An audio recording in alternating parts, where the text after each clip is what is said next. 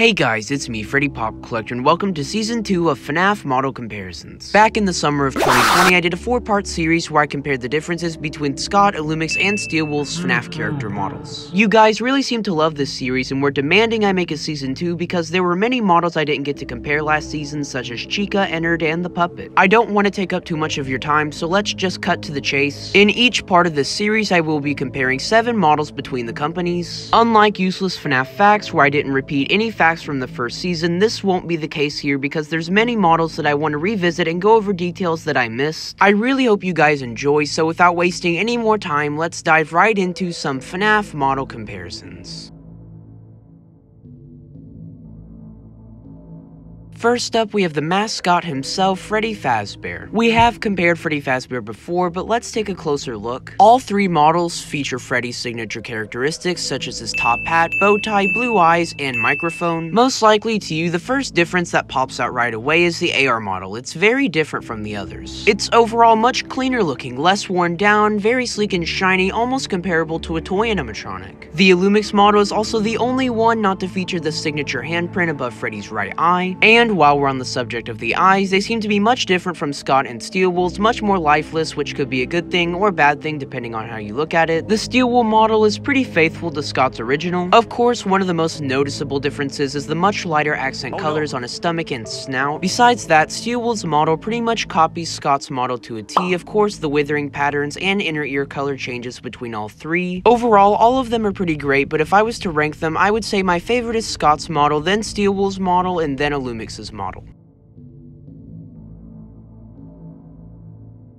Next up, we will be comparing Ennard. Unfortunately, Ennard hasn't been put into FNAF AR Special Delivery yet, so we only have 2 models to compare, one from Scott and one from Steelwolf. Being a combination of all 4 Funtime animatronics, Ennard is a very complex character, not just in design, but lore and backstory as well. Both of these models, in my eyes, did justice to a character as important as Ennard, but Steelwolf definitely made some questionable choices. One of the most obvious being his eyebrow.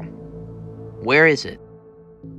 I understand why this happened. Scott's done this himself a couple times, but he always fixes it, so I don't know what happened here. Of course, they both have the eyes all over their body, but it's weird how the eye color changes between the eyes on the body and the position. It's not really a big deal, just something I picked up on. Besides that, the last details I have to point out is that the wires have different textures on them. The party hats are also slightly different, not just the stripe pattern, but also the base of the hat. On the original, it's orange, and on the newer VR version, it's more greenish in color. And finally, the nose switches places on the face plates. That's all the noticeable differences. It was definitely a close race, but for my ranking, it's Scott's model all the way. Like I said, Steelwolf's is far from bad, it's just the mask proportion is off and the eyebrow,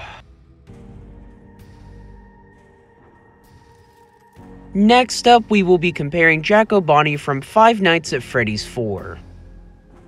Halloween Edition. As is expected, all 3 models feature Jacko Bonnie's defining characteristics such as lack of nose, right chunk taken out of his head, 3 segmented ears, his noticeable bow tie, and general hollowness going throughout his body, but there are some differences here. For starters, Steelwolf's model is the only one to not feature whiskers on the snout. Not only that, but Steelwolf's FNAF VR Jacko Bonnie is also much paler compared to the other 2. I mean, seriously, just look at it compared side by side to Illumix's FNAF AR model. Not only is the coloration difference really prominent here, but also the withering differences noticed by his right foot. The last major difference I would say is the different glow effects and intensities. By far, Steelwolf shines the brightest in game, then Illumix's model, and Scott's barely glows at all in FNAF 4. Before we move on to the ranking of these models, I am aware that Scott's Jacko Bonnie model does have an orange bow tie in this render. It's red in the rest of the game. They all have red bow ties, so I don't know why it's orange here. But anyways, my ranking will go number 1 Illumix's model, then Scott's model, and then Steelwolf's model. Next up, we have FNAF 1 Chica, a model that I really wanted to get to last season, but I just couldn't for whatever reason. Right off the bat, you can see the company's staple differences: Illumix's shiny glossy paint, Scott's nostalgic withering details, and Steelwolf's just kinda hanging out. While on the surface, they all look the same, of course, there are some subtle differences. Take note of the eye color. Scott and Steelwolf's model feature purple eyes, while Illumix has a much pinker tint to them. I guess Steelwolf's model technically has buttons on the side of the head. It doesn't in the main FNAF 1 Nights, but in parts and service it does, so I guess it's kind of a difference. All three Chica models feature white toenails, but Steel Wool's is much more silver and much more reflective compared to the other two. However, that's about all the major differences. I guess things like the bib confetti changes between the models, but that's to be expected. All of these models are pretty much as identical as you can get, so my ranking will go number 1 Scott's model, then Steel Wool's model, and then Illumix's model. Illumix's model isn't terrible, but it's definitely my least favorite of the bunch, unfortunately.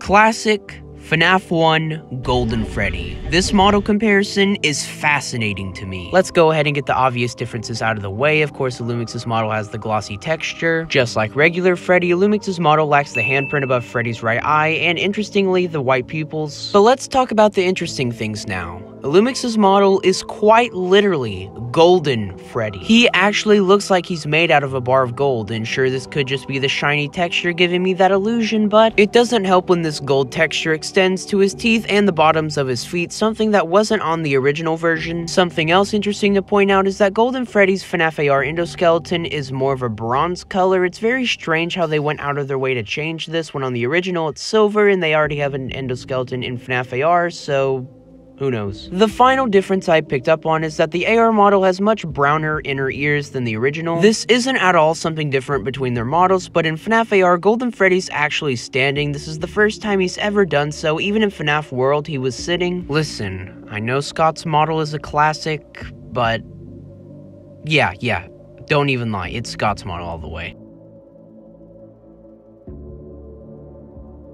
Next up, we have Phantom Foxy, another model we didn't get to compare last season, unfortunately. Similar to Golden Freddy and Ennard, Phantom Foxy only has 2 models to compare, Scott's model, of course, and one from Steel Wool from FNAF VR Help Wanted. Right off the bat, you can see the main difference between these models, aka the base model. Scott's model uses Withered Foxy as the base model, whereas Steel Wool's uses Classic Foxy as the base model. Something they do have in common, however, is the eyes and the withering patterns. Both have dirt smudges and burn marks. Scott's Phantom Foxy actually removes the hook arm from Withered Foxy. My guess would be to make Phantom Foxy stand out just a little bit more since they are the same model after all. Steel Wool does bring back the hook on Phantom Foxy in the FNAF 3 remakes, but for some reason he doesn't have legs now. I don't think this was a stylistic choice. I have a feeling Steel Wool just decided not to code them in since you can't see them anyway. Obviously, I love Scott's model much more. Yes, they are technically both just recolors, but at least Scott went out of his way to make some sort of visual difference.